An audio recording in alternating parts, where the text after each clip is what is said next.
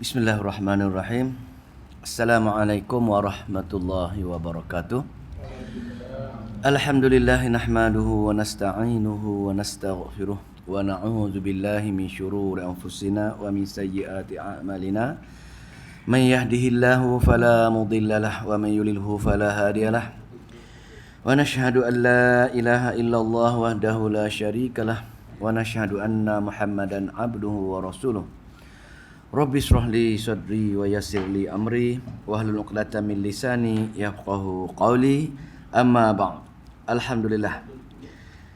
Malam ni kita ulang semula. Bukan ulang pasal baru ni, cuma pengenalan saja ayat yang ke-67 tu. Malam ni kita bermula balik dengan ayat yang ke-67. Ayat 67 surah Al-Baqarah. Muka surat 10, betul tak? Muka surat 10 ayat 67 surah Al-Baqarah.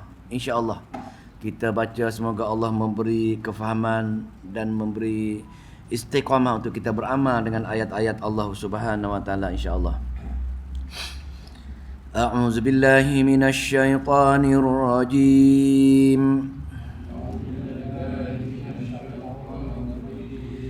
Bismillahirrahmanirrahim. وَإِذْ قَالَ مُوسَى لِقَوْمِهِ إِنَّ اللَّهَ يَأْمُرُكُمْ أَنْ يَذْبَحُوا بَقَرَةً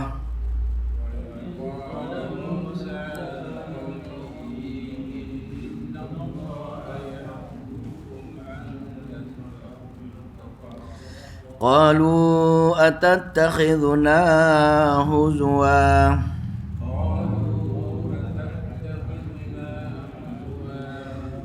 قال أعوذ بالله أن أكون من الجاهلين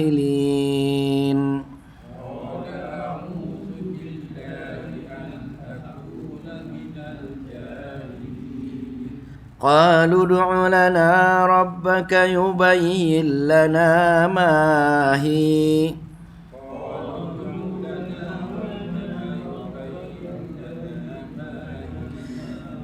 قال إنه يقول إنها بقرة لا فارض ولا بكر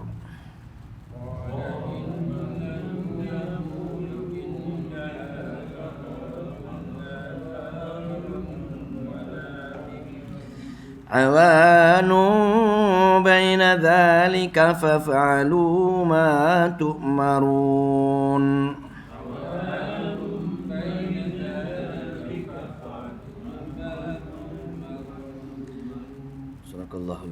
Alhamdulillah, kita sedang membahaskan surah Al-Baqarah. Kalau kita masih ingat tujuan asal surah Al-Baqarah, walaupun ada banyak perkara-perkara lain yang Allah nak ceritakan, perkara paling utama yang Allah nak ceritakan ialah sifat-sifat Yahudi, sifat-sifat golongan yang Allah laknat dia, seperti mana dalam kita ngaji surah Fatihah, baca surah Fatihah tersebut, golongan yang sombong, golongan yang Allah laknat kerana kesombongan dia. Jadi kita minta berdoa dengan Allah dalam surah Al-Baqarah kita supaya kita jangan mengambil sifat-sifat Yahudi ada pada kita. Dan Allah bongkarkan sifat-sifat ini. Yang pertama, untuk supaya orang Islam Madinah ketika itu, Nabi Muhammad dan pengikut-pengikut dia tidak lagi berguru dengan orang Yahudi. Itu pertama. Yang kedua, Allah nak pujuk golongan-golongan Israel ini, maka kenal tok nenek mereka, jahatnya, sombongnya tok nenek mereka, supaya mereka juga berubah dan ikut ajaran yang benar yang bawa Nabi besar kita Nabi Muhammad sallallahu alaihi wasallam. Jadi kita dah tengok dah, Allah bongkar dah baru ni sifat pertama ataupun kelompok pertama orang Yahudi. Siapa dia? Tok nenek mereka yang kufur nikmat. Ahli kitab. Di kalangan tok nenek mereka, Allah bagi berbagai-bagai nikmat. Kita belajar ada 9 nikmat. Bagi nikmat-nikmat dia, Allah uji sikit dengan musibah. Dia kembali balik dengan perangai jahat dia, sombong dia. Allah bagi nikmat lagi, dia lupa lagi. Berulang-ulang sampailah ke 9 nikmat yang Allah bagi. Mereka tetap kufur dengan nikmat tersebut. Selesai satu sifat.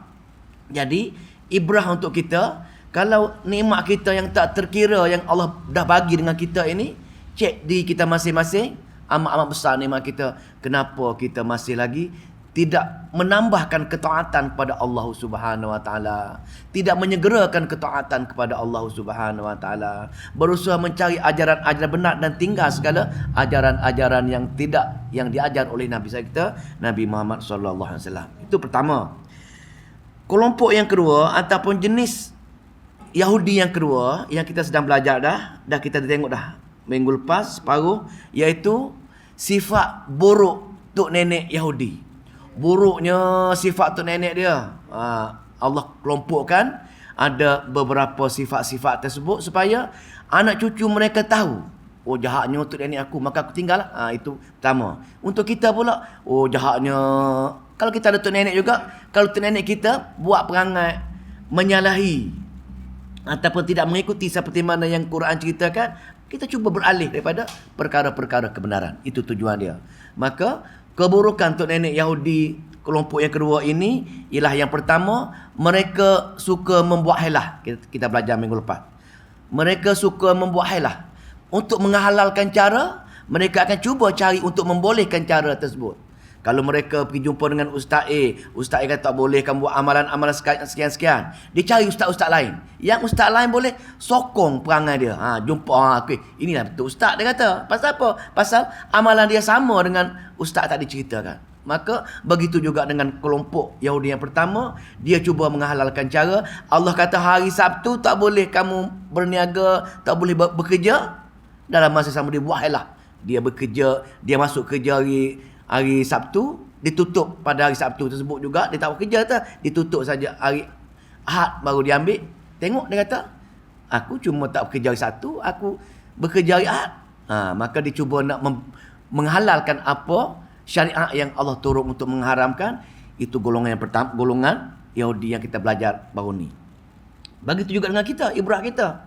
Untuk orang Islam sekarang ini, syariat kita sekejap je untuk Allah haramkan berurus niaga untuk orang lelaki lah. Dalam tempoh solat Jumaat, itu je. Azan masuk waktu zuhur hingga Assalamualaikum assalam tadi, itu je. Tapi ketika itulah Allah uji dengan takwini dia, berniaga paling laku, pelanggan paling ramai, income paling banyak masuk ketika tu. Maka sama dengan Allah uji orang Yahudi dengan timbulnya ikan yang banyak pada hari Sabtu. Takwini, ujian takwini supaya mereka syok dengan keadaan-keadaan mewahnya rezeki ketika itu, banyaknya kelebihan-kelebihan itu mereka buat juga ketika itu.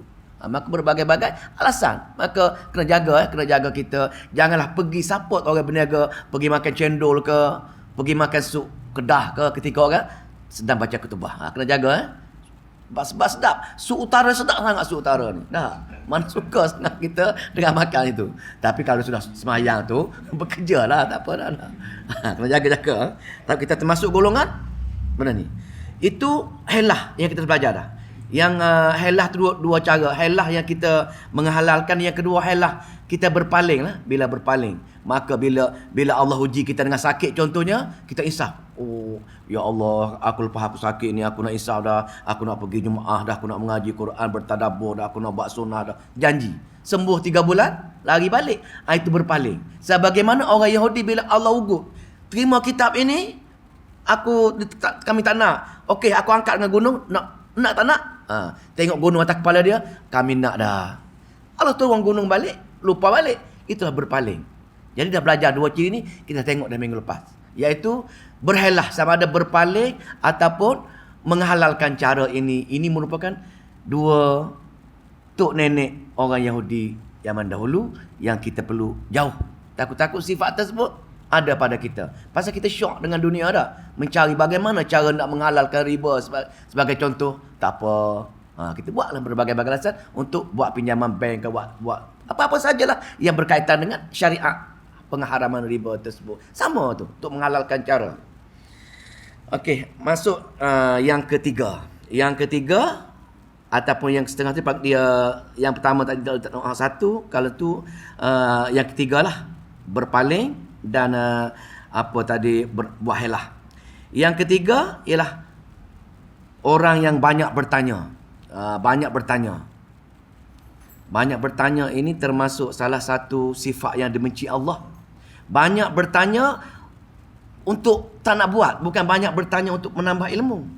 Kalau banyak bertanya untuk mengetahui ataupun untuk menambah ilmu, itu syariat.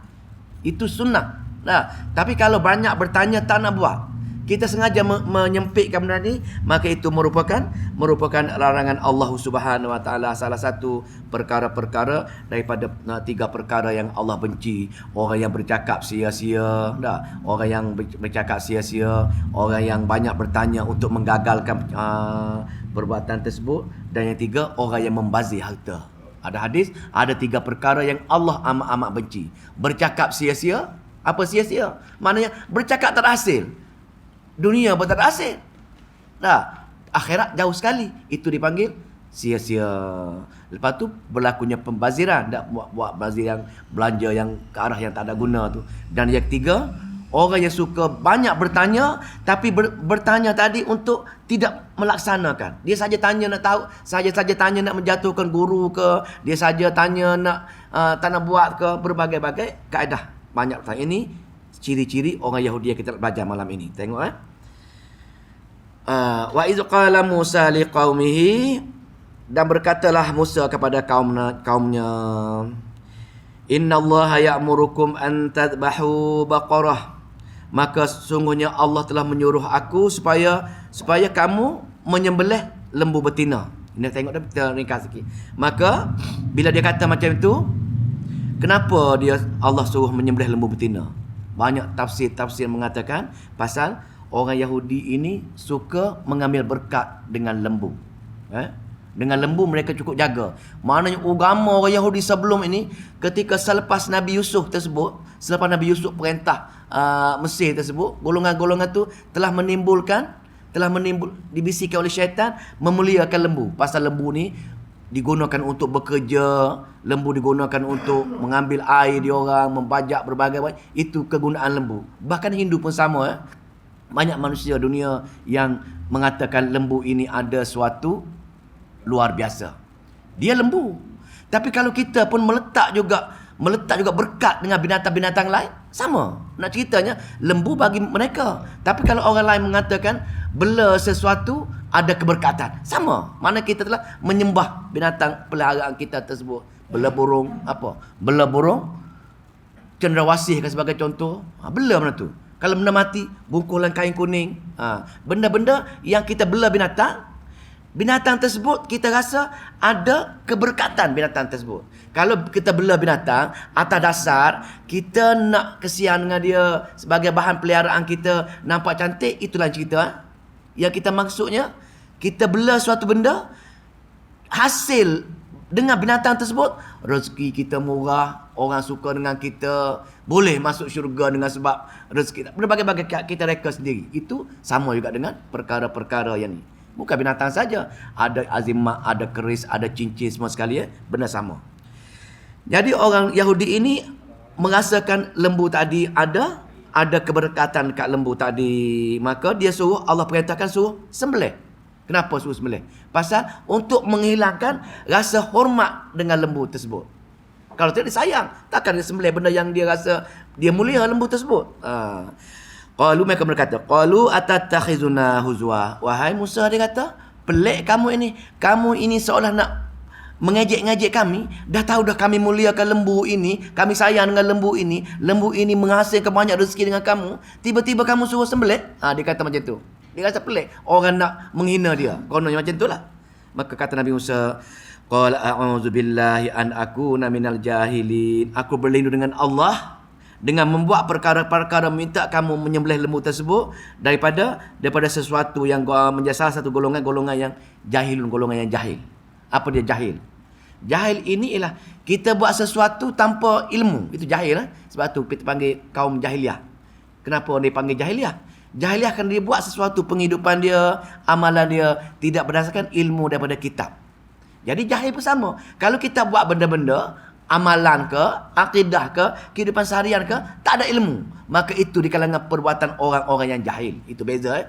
Jahil dengan ilmu berbeza. Orang berilmu, dia buat sesuatu dengan ilmu dia, dengan dalil, dengan hujah dia. Tetapi orang yang jahil ialah dia pakai main bantai, jadi buat tak ada ilmu apa-apa pun. Apa nak jadilah aku buat ni. Itu kata dia, maka itu orang jahil. Musa kata, aku bukan daripada orang yang buat suatu arahan daripada Allah sebab aku menyampaikan berita daripada Allah dengan ilmu yang Allah bagi tahu kepada aku. Habis arahan itu syariat. Maka bila dengar macam tu, tengok ni, orang Yahudi pun sifat dia tak nak sembelih tadi. Dia tak nak sembelih, dia cuba cari kaedah supaya tak jadi sembelih lembu tersebut. Pasal dia sayang dengan lembu tersebut. Maka dia pun mula tanya supaya menyusahkan cari lembu yang nak sembelih ni. Dia cuba nak cari supaya tak jumpa lembu yang nak sembelih ni. Ada riwayat ni Israeliat, dia kata 40 tahun mencari lembu ni. 40 tahun baru jumpa. Ni Israeliat lah, bukannya ada sebagai dalil, tapi sebagai untuk pengetahuan saja. Kita boleh itulah banyak ahli-ahli tafsir mengambil Israeliat ini sebagai berita yang dia nak ceritakan dalam tafsir-tafsir mereka. Qalu, maka berkata Yahudi tadi, ud'u lana rabbaka yubayyin lana mahi. Mahia? Dah. Dia kata, tolong berdoa dengan Tuhan kamu tu. Kami rasa ragu-ragu lah. Dah. Ud'u lana, tolong berdoa dengan Tuhan kamu Allah tersebut. Yubayyin lana mahia. Diterangkan kepada kami mahia. Apa sifat lembu tersebut? Apa lembu ni? Apa lembu ini? Tafsir mengatakan apa lembu ini, apa color dia, tak? Apa umur dia? Apa umur dia? Tafsir mengatakan apa lembu ini, mahia ini, apa lembu ini maksud apa, adakah lembu ini ayat berapa lah kita ni? Betul tak? Ayat tua, ayat lembu ni tua ke muda lembu ni? 68 lah, betul lah. Qalu ud'u lana rabbaka yubayyin lana mahia. Tolong berdoa kepada Tuhan kamu, nah, yakni Allah, apa sifat lembu ini? Maksud dia tua ke muda, tafsir kata macam tu. Maka Nabi Musa berdoa dengan Allah, Allah bagi tahu, Musa bagi tahu, Musa bagi tahu apa yang Allah bagi tahu dia. Ini takdir kata, ada idmaj dia. Qala innahu yaqulu innaha baqaratul la farid.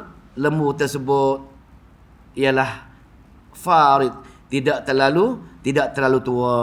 Lembu tu bukan lembu tua. Kalau ikut tafsir, semua mas tafsir, kalau ketika itu dia ambil lembu betina terus sembelih, selesai masalah.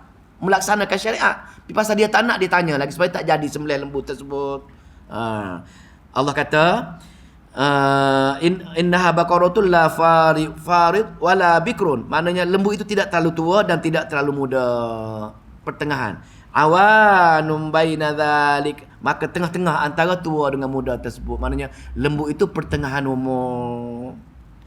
Maka fa'alu ma tu'marun. Maka kerjakanlah apa yang diperintah kepada kamu melakukan. Wahai kaumku, kerjalah, dah kamu dah tahu dah. Lembu itu bukan tua sangat, bukan muda sangat, tengah-tengah antara tua muda.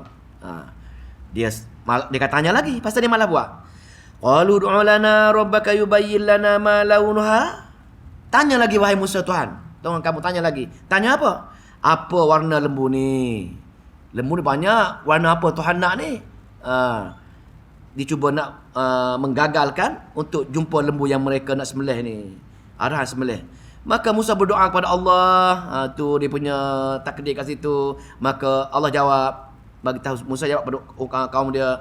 Qala innahu yaqulu innaha baqaratun safra. Maknanya Allah katakan kepada mereka, dah, yaqulu innaha, lembu itu ialah kala kuning keemasan. Safra ni kuning keemasan. Tengok ni. Kenapa kala kuning? Allah nak menyusahkan benda kuning. Kuning payah, lembu kala kuning. Apa tu? Safra faqih. Kuning yang betul-betul kuning sikit pun tak ada bintik-bintik lain. Kuning sekuning-kuningnya. Kuning berkilat. Mana cari? Sebab tu kalau kita perhatikan, benda kuning ini adalah menjadi sumber keberkatan kepada golongan-golongan sesat. Ada keris sakti, dia akan bungkus dengan kain kuning. Nak potong lembu, dia akan belik dengan kain kuning. Banyak kain kuning. Pakai yang orang raja-raja, pakai yang orang hebat, kain kuning. Pasal apa? Bagi mereka ada keberkatan Kalau kuning lah, bahaya-bahaya ni. Nasi pulut kuning juga. Nak halahan tu, buat pulut kuning lah. Nak kahwin, buat pulut kuning. Makal tidak? Sebab tu kalau kita buat pulut kuning, dengan harapan, dengan pulut kuning tersebut, tolak bala ke, datang berkat ke, kita telah melakukan kesyirikan kepada Allah Subhanahu Wa Taala. Kalau kita berentekot semacam tu. Kalau kita makan pulut kuning, dengan keadaan macam sama, kulit kuning ke, kulit kalau lain, tak apa. Tapi kalau kita niat, pusat pulut kuning ni mesti ada sesuatu, maka kita sama dengan perkara ini. Nak kalau kuning tadi, pulut kalau kuning juga. Maka faf'alu ma tu'marun. Maka itulah, maka buatlah apa yang diperintahkan kepada kamu, wahai kaumku. Tak apa hati lagi dia. Boleh cari lagi dia tadi kalau macam ni. Nak tanya yang tak jumpa cari lagi. Dia tak apa. Qalu du'a lana rabbaka yubayyin lana mau. Habis dah tu. Habis ya, betul tadi kita kalau kuning dah. Ni ayat 70 pula kan. Qalu du'a lana. Betul dah tadi. 60 okey.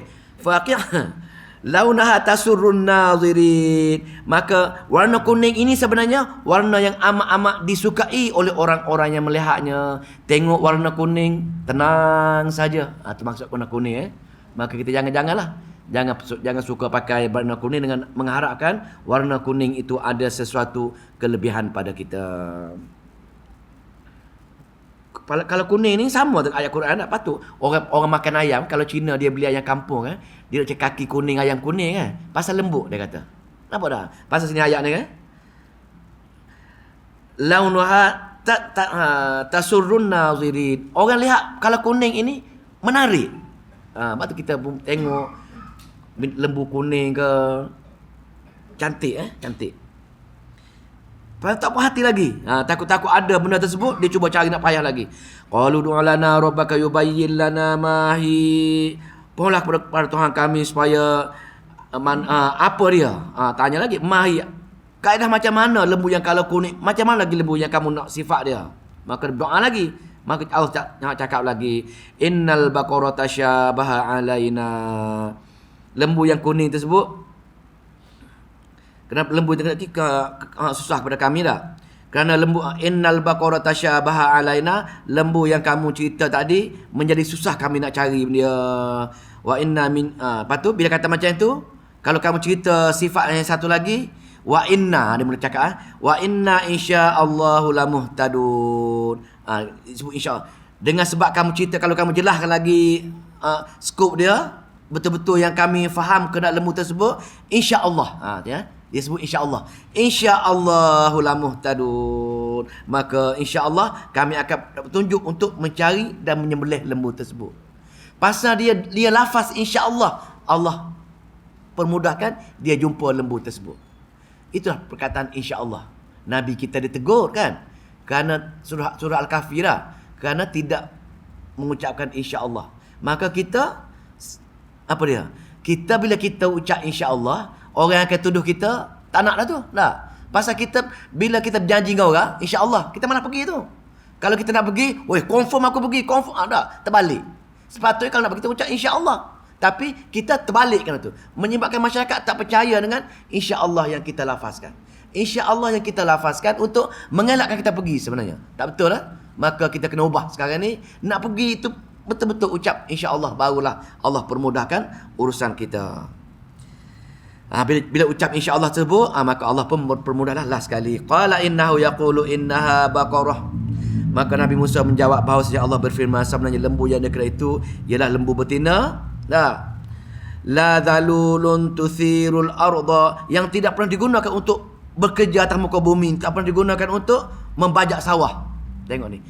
Lembu yang mulia bagi dia lembu yang duduk saja. Lembu cantik, kalau kuning lembu cantik, lembu tu dia puja je. Lembu bahan peliharaan macam pet dia lah. Lembu dia pelihara untuk ambil keberkatan dia tu. Lembu tak benar bekerja.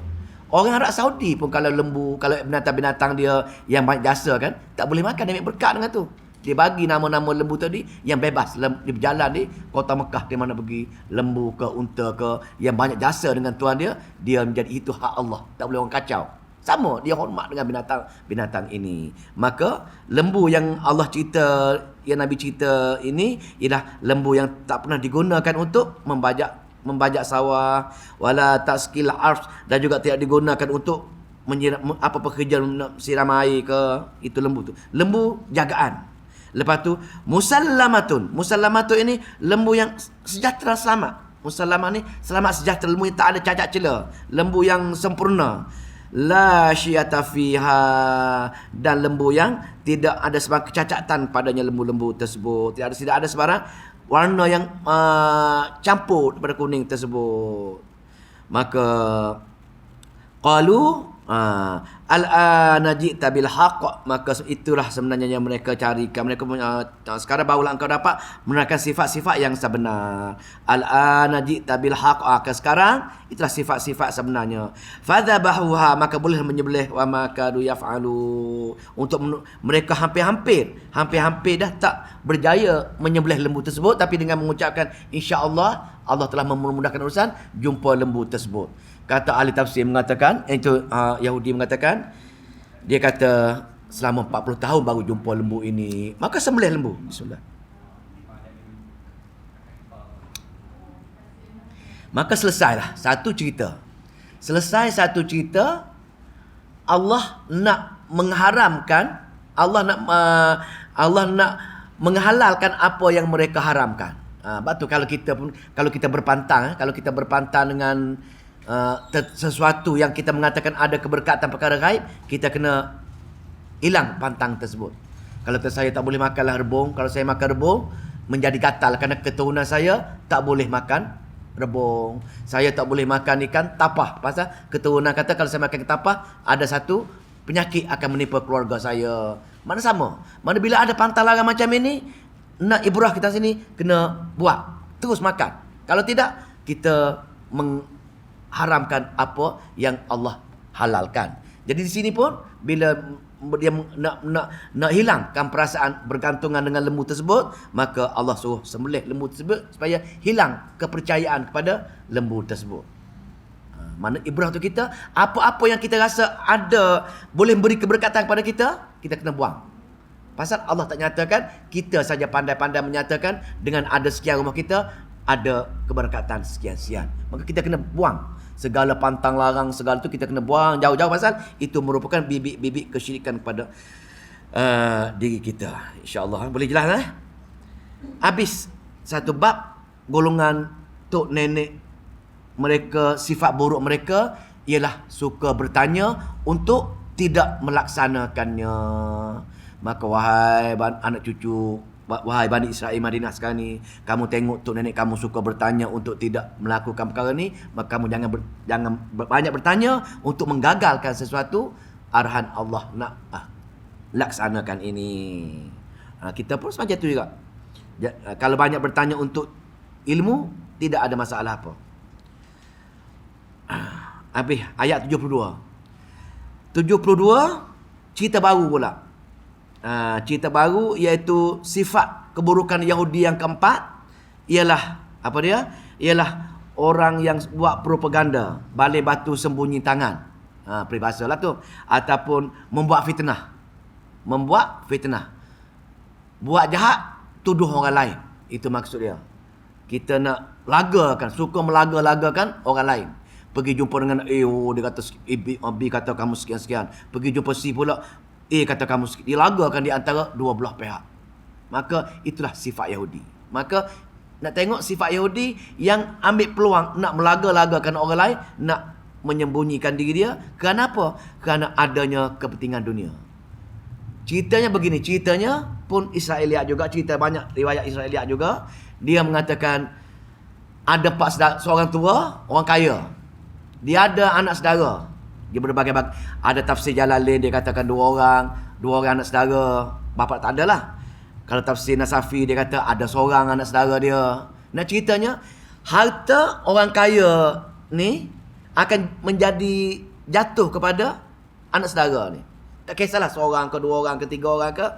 Mati saja pak saudara ni, akan jatuh harta kepada anak saudara. Ikut sistem pembahagian pesaka dia orang.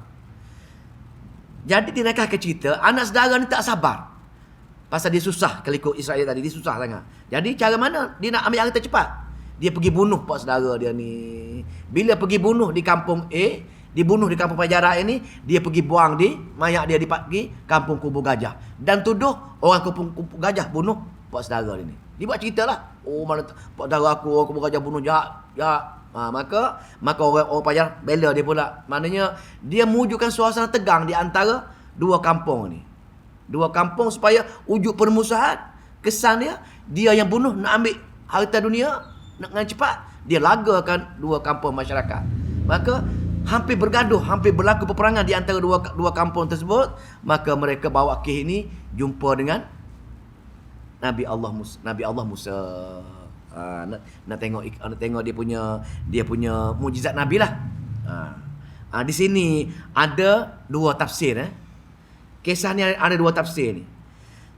Majoriti tafsir, kalau tengok Ibnu Katsir ke, Baydawi ke, sebahagian besar majoriti tafsir mengatakan kisah sembelih lembu ayat 67 tadi dengan ayat 72 tadi cerita yang sama. Bila cuba dia didahului ni, bila bunuh ini pergi jumpa dengan Nabi Musa. Nabi Musa kata sembelih lembu. Sembelih lembu, cari lembu yang color sekian tadi. Melih lembu, ambil lembu tadi, pukul yang mati tadi. Ini majoriti tafsir. Kita baca lah, baru saya uraikan.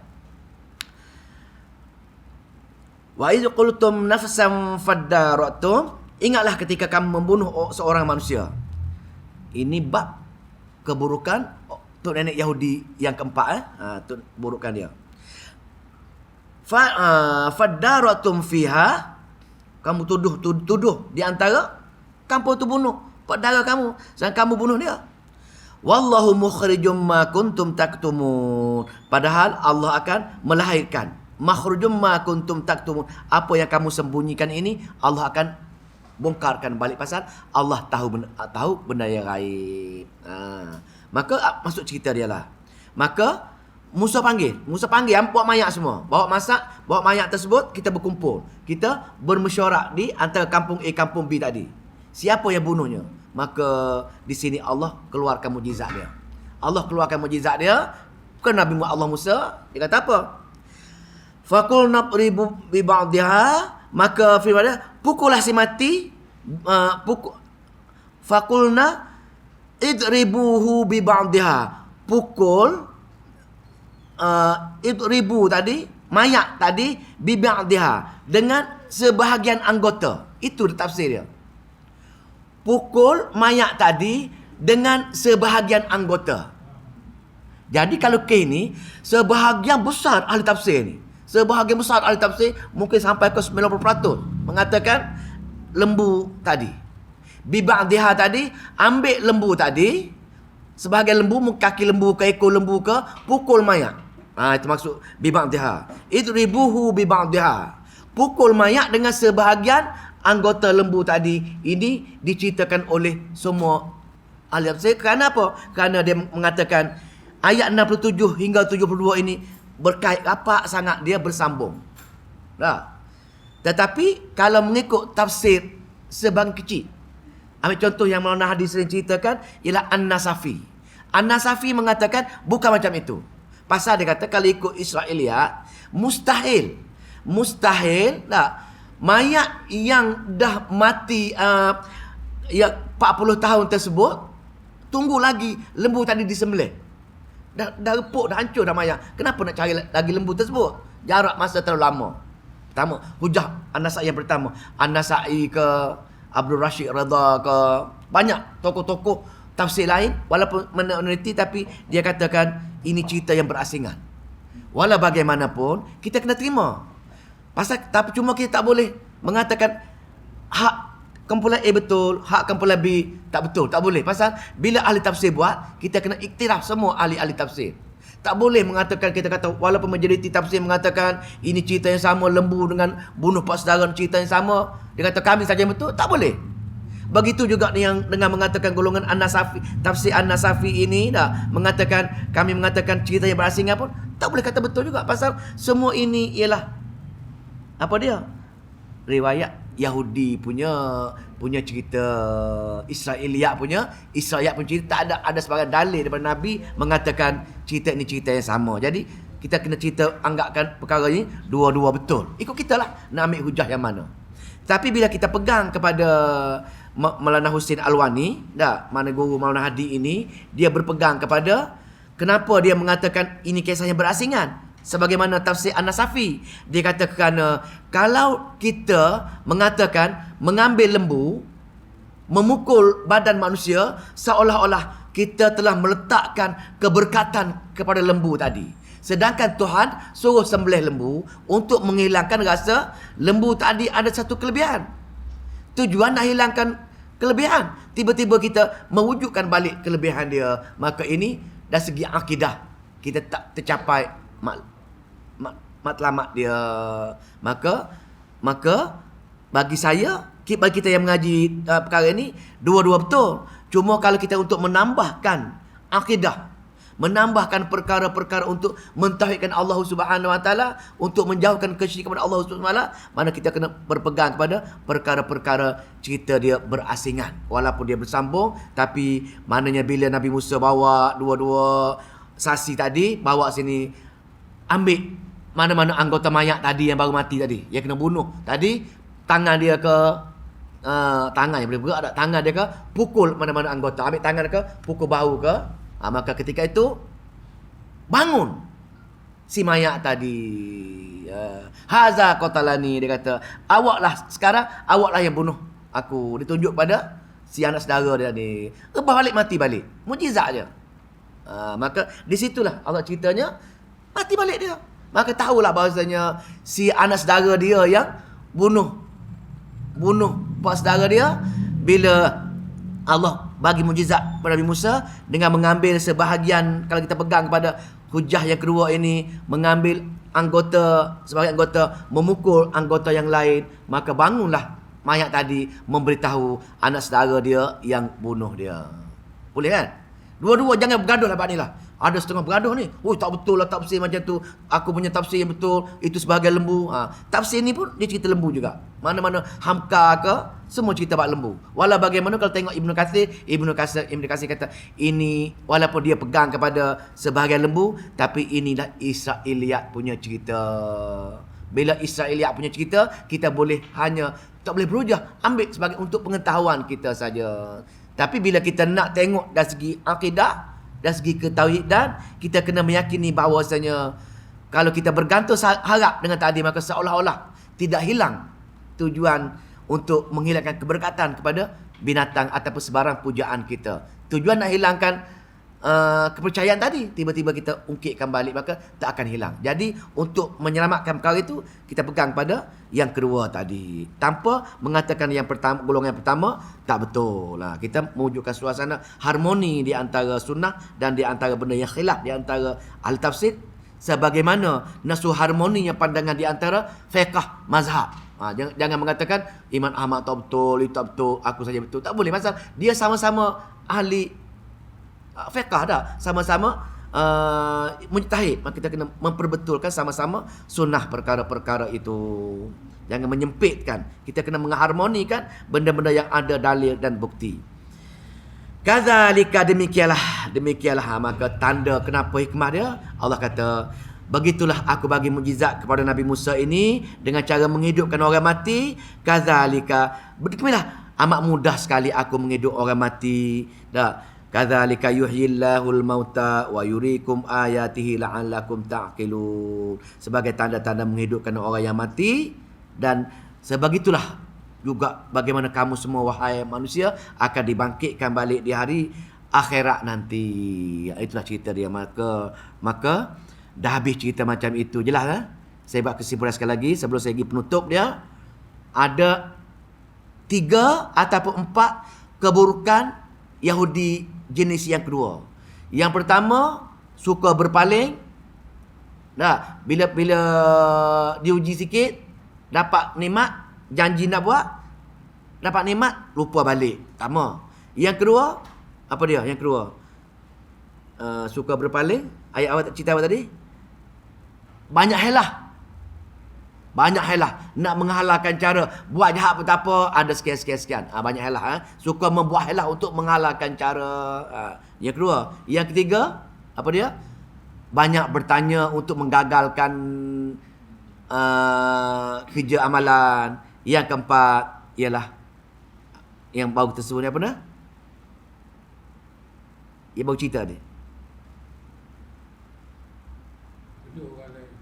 Tuduh orang lain. Tuduh kamu tidur ni. Tuduh orang lain untuk balai batu sembunyi tangan lah, balai batu sembunyi. Itu empat keburukan tok nenek Yahudi. Tujuan kenapa? Wahai pembaca Al-Quran, dah tengok dah buruknya tok nenek kamu yang buat macam ni, tinggallah perkara tersebut. Kalau kebetulan tok nenek kita dulu ketua penyamu sebagai contohnya jangan buat penyamu tersebut, pasal belajar daripada benda tu. Maka itulah yang Allah nak cerita, Allah nak bongkar buruknya tok nenek Yahudi. Wahai Israel, jangan kamu tiru perangai mereka.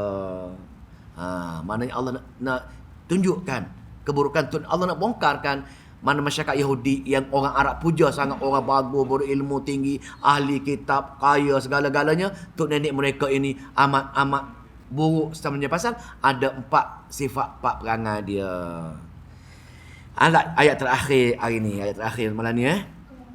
Jadi memandang dah tahu dah buruknya perangai tok nenek kamu. Sepatutnya kamu berubahlah kepada kebaikan. Tetapi Yahudi ini tetap degil. Kenapa degil? Hati dia keras. Nak ceritanya, kita manusia ini yang menyebabkan kita tak boleh berubah. Kita tak nak terima apa-apa yang Quran cerita, tak nak terima apa-apa yang hadis cerita, tak nak beramal dengan perkara-perkara sunnah. Punca asalnya hati yang keras. Hati yang keras menyebabkan ada perasaan sombong. Hati yang keras ada perasaan jahil kita. 2 perkara ni, tak nak belajar dan sombong, tak nak beramal. Itu punca dah hati yang keras. Jadi Allah cerita punca Yahudi tak nak ikut, punca asalnya ialah hati yang keras. Tengok bagaimana kerasnya hati ni. Ini penting sangat untuk kita ni. Thumma qasat qulubukum min ba'di dzalika fahiya kal hijarah. Thumma, kemudian mengerasnya hati-hati kamu min ba'di dzalika, dari sesudah itu. Dah dengar cerita macam itu sekali pun, maka kamu tak nak ikut juga, tak nak berubah juga, degil juga dah. Dah sakit 3 bulan, sakit dah bertaubat semua, dah baik dah. Tapi sembuh sebulan, buat jahat balik. Pasal hati yang keras. Allah kata apa? Kal hijarah, seperti batu hati. Au asyaddu qaswah, bahkan lebih keras daripada batu. Kenapa batu yang paling keras? Kita rasa besi yang paling keras. Keras besi bila dibakar, cair. Keras tembaga bila dibakar, cair. Batu takkan cair. Itu batu. Allah umpama semacam batu. Hati kita ni rupa-rupanya lebih keras daripada segala-gala. Bahkan lebih keras daripada yang paling keras, yang ni batu. Kena ingat batu yang paling keras, hati kita lebih keras daripada batu. Nak cerita hati ni, sebab tu hadis kalau kita tak pernah menangis baca Quran, orang cerita bab sejarah Nabi, cerita bab kesian ke orang, tak akan menangis mata dia. Maka Nabi anjurkan pergi cari anak yatim, usap kepala dia. Oh, kamu anak bapak dah lah tak ada, bagaimana kamu makan, bagaimana kamu tidur, nescaya mengalir air mata dia, ataupun akan bertukar hati kita tadi menjadi lembut. Tak ada pilihan. Nak hati lembut mesti menangis. Kena ingat, sesiapa yang hati pernah menangis kena buat sesuatu untuk memperbetulkan. Pasal hati keras ini ialah tutupan sebenarnya. Kena jaga itu. Kita rasa kita dah betul, tapi Al-Quran cakap macam tu, macam batu. Wa inna minal hijar. Bagaimana sifat batu? Al-Quran perbandingan. Wa inna minal hijar. Mana tadi? Wa inna minal hijarah, padahal minal hijarah, daripada sebahagian batu-batu tersebut, daripada batu-batu yang keras tadi, lama yatafajjaru, benar-benar memancar, minhul anhar, dari sungai-sungai ada air. Dalam sungai tu ada batu-batu, daripada batu-batu ni keluar air. Maknanya sekeras-keras batu pun keluar air. Kenapa hati kamu, wahai hamba, air mata tak pernah keluar daripada hati kamu? Tengok Allah buat umpamaan. Maknanya kena cuba asal menangis kita ni, tak ada pilihan. Maka batu menangis. Lepas tu wa inna minha, dan sungguhnya lama yashaqqaqu fayakhruju minhul ma, benar-benar apa yang terbelah lalu keluar daripadanya air. Batu-batu ni ada terbelah, ada keluar air. Wa inna minha, dan sebahagian lagi, sungguh sebahagian lagi, lama yahbitu min khasyiatillah, batu-batu atas bukit pun kadang-kadang tu dia jatuh dengan sendiri, takutnya dengan Allah Subhanahu Wa Taala. Nak ceritanya, air batu yang sekerah-kerah tadi akan keluar air, akan susun keluar air lembut je lembut, dan kadang-kadang batu berjatuh dengan sendiri dia, takutnya dengan Allah Subhanahu Wa Taala. Kenapa kamu wahai hamba, hati kamu amat keras sekali. Itu ayat tu. Maka min khasyiatillah wa mallahu bighafilin amma ya'lamun. Maka dan tidak kerana Allah,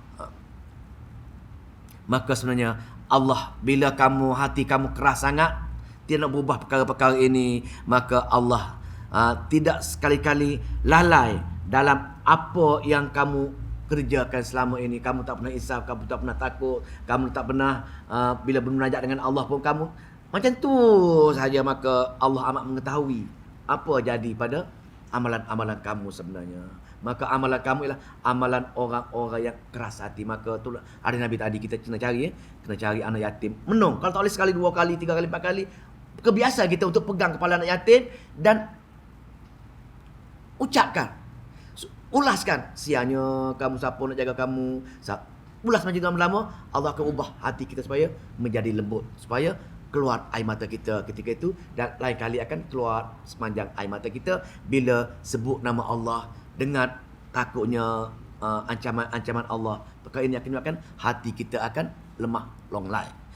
Jadi itulah maknanya, itulah kesimpulan dia, wahai bangsa Yahudi, wahai Israel, janganlah hati kamu keras. Dah tengok dah tu nenek kamu, berubahlah, menerimalah apa yang sebenarnya berlaku tentang sikap tok nenek kamu tadi. Maka selesai 2 jenis Yahudi, yakni tok nenek Yahudi yang kufur nikmat, tak insaf-insaf juga. Golongan yang kedua, apa dia? Buruk sangat, Allah suruh berubah, tak berubah juga. Maka dua-dua perkara ini dah belajar 2 sifat Yahudi yang Allah nak bongkar kan. Takut-takut sifat tersebut ada pada kita. Kita belajar Yahudi ni bukan nak kutuk Yahudi, nak kutuk sifat Yahudi ada pada kita. Kita nak buang jauh-jauh perkara sifat-sifat 4 keburukan yang Allah ceritakan malam ini. Dan sifat ini sebenarnya amat menebal dalam jiwa-jiwa yang orang mengaku Islam.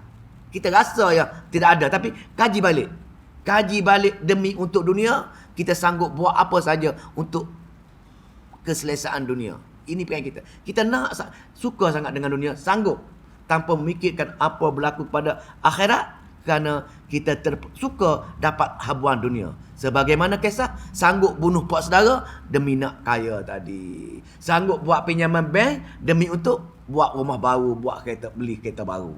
Ini contohnya. Kalau buat juga, bertaubat senang dengan Allah ni. Kita dah tahu benda salah, bertaubat. Wa fi dzambi wa qabilit taubi wa syadidil iqab. Allah amat menerima taubat. Allah menerima taubat kamu. Allah ampun dosa kamu. Jangan takut. Tapi kalau kamu tak bertaubat juga, tak, azab aku amat keras menunggu kamu, wahai hamba. Itulah sebagai penutup malam ni, semoga Allah pilih kita untuk buang, dah kenal sifat-sifat Yahudi, buang segala sifat-sifat tersebut supaya kita tidak menjadi seperti mana golongan Allah laknat. Sebagaimana kita mengaji dalam Al-Quran, ghairil maghdubi alaihim waladdallin. Hari-hari kita minta tak? Ghairil maghdubi alaihim waladdallin. Kita minta je. Minta jangan jadi aku orang yang kamu laknat kerana sombong seperti mana orang Yahudi dan seperti mana jahil orang Nasara ini. Aku minta, wahai Allah, takut-takut kita jadi sifat-sifat sedemikian rupa, dan kita berdoa si hari-hari dalam Fatihah pun kita masih buat juga. Maka kita tak betul-betul mendalami doa kita tadi, tidak menangis dalam doa kita, tidak betul-betul bermunajat dengan Allah Subhanahu Wa Taala dalam setiap ayat yang kita sebut, ayat-ayat Allah dalam Al-Quran ini. Kita lebih meyakini dengan kaedah lain untuk melembutkan hati kita, bukan kaedah mengulang-ulang dalam ayat-ayat Allah Subhanahu Wa Taala. Rasa dah cukup dah, pasal dah bau daging kemar sedap sangat dah menusuk hidung ni. Wallahu ta'ala. A'udzubillahi minasyaitonir rajim. Bismillahirrahmanirrahim. Allahumma salli wa sallim wa barik ala Muhammad. Allahumma faqihna fi din wa 'allimna ta'wil wahdina ila sawa'is sabil. Allahumma fiqna lima tuhibbu wa tarda waj'al akhiratana khairan minal ula. Radina billahi rabban wa bil islami dina wa bi Muhammadin nabiyya wa rasula. Rabbana atina fid dunya hasanah wa fil akhirati hasanah wa qina azabannar. Walhamdulillahirabbil alamin.